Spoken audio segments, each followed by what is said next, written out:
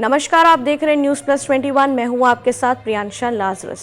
Bharatiya Janata party कार्यालय में रविवार को आपातकाल संगोष्ठी पर चर्चा भाजपा कार्यकर्ताओं के बीच रखा। 1975 में लागू किए गए आपातकाल की बरसी को काला दिवस के रूप में मनाया गया।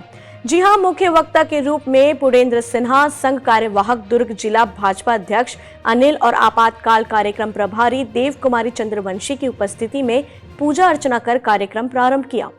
पुरेंद्र सिन्हा, संघ विभाग कार्यवाहक दुर्ग ने चर्चा करते हुए कहा कि 25 जून 1975 भारतीय लोकतंत्र के इतिहास में देश का सबसे दुर्भाग्यपूर्ण दिन रहा है। आपातकाल के बाद प्रशासन और पुलिस के द्वारा भारी उत्पीड़न की कहानियां सामने आई थी। प्रेस पर भी सेंसरशिप लगा दी गई थी। आपातकाल में अभिव्यक्ति का अधिकार ही नहीं, लोगों के पास जीवन का अधिकार भी नहीं रह गया था। 25 जून को रात से ही देश में विपक्ष के नेताओं की गिरफ्तारियों का दौर शुरू हो गया था।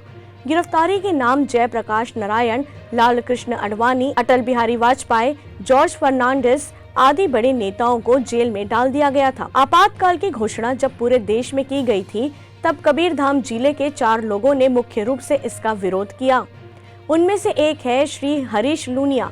आइए जानते हैं श्री हरीश लूनिया से इस घटनाक्रम के निजी अनुभव साझा किया।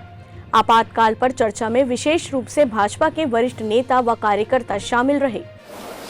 1974 में सारे देश में विपक्ष की एकात्मता और कांग्रेस के विरुद्ध जो आंदोलन हुआ जयप्रकाश नारायण जी के नेतृत्व में, उसके कारण सारे देश में एक प्रकार से इंदिरा जी के विरुद्ध में जो वातावरण बना, अपने मध्य प्रदेश में भी शरद यादव जी जनता मोर्चा के इसके सांसद बने जबलपुर से। ऐसे सब दूर जन जागरण के चलते और संयोग ऐसा था कि उन्हीं दिनों में राजनारायण जी ने इंदिरा जी के विरुद्ध जो चुनाव याचिका दायर किए थे, उसमें इंदिरा जी के विरुद्ध फैसला हुआ था और उस फैसले के कारण ऐसा लग रहा था कि इंदिरा जी को प्रधानमंत्री पद छोड़ना पड़ेगा। लेकिन फिर रास्ता ये निकला कि पूरे देश में आपातकाल लगाना और पूरा न्यायपालिका, कार्यपालिका, सारे अधिकार केंद्रित कर लेना, संसद एक प्रकार से निष्क्रिय हो जाना। और इसका ये 1975 25 और 26 जून की रात को घोषणा हुई और लगभग प्रमुख कार्यकर्ताओं को रातों रात गिरफ्तार कर लिया गया, जिसमें लाल कृष्ण जी आडवाणी, अटल जी, ऐसे प्रमुख मधु लीमे जी तो उन दिनों में रायपुर में ही उनका कार्यक्रम चला था, वो यहीं अरेस्ट हुए थे, सेंट्रल जेल रायपुर में ही थे।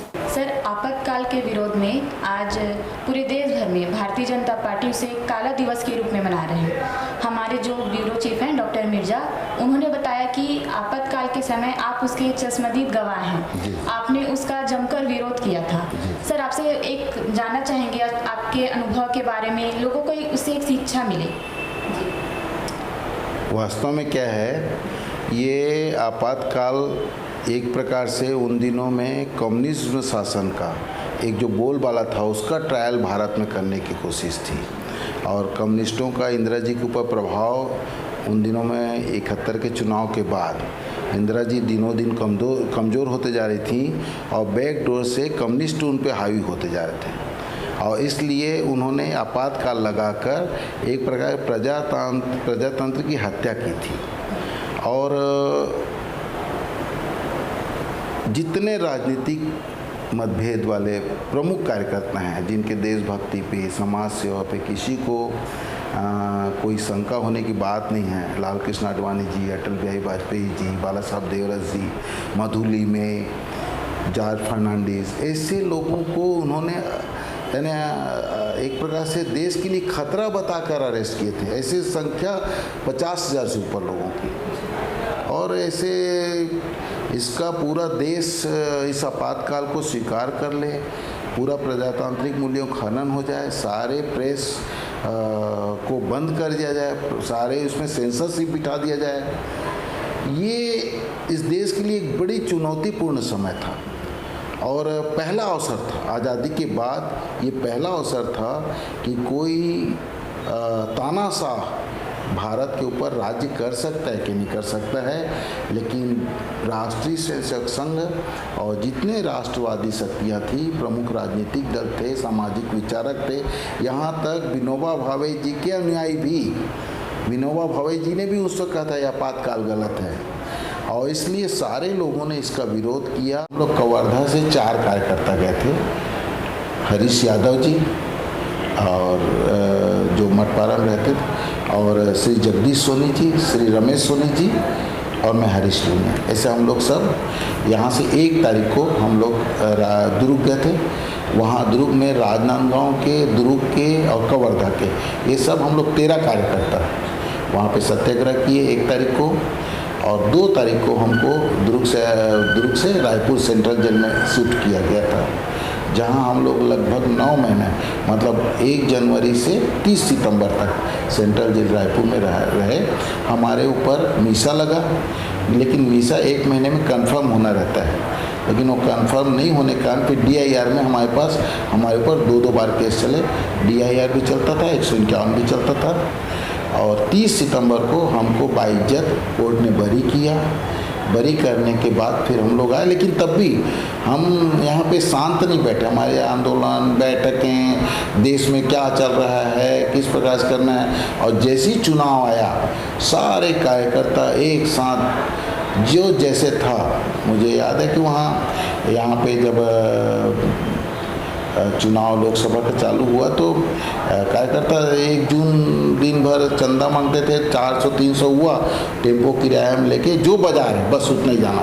लेकिन हम लोग बाद में पहुंचे, जनता पहले पहुंच गई थी कि इस बार कांग्रेस को हराना है।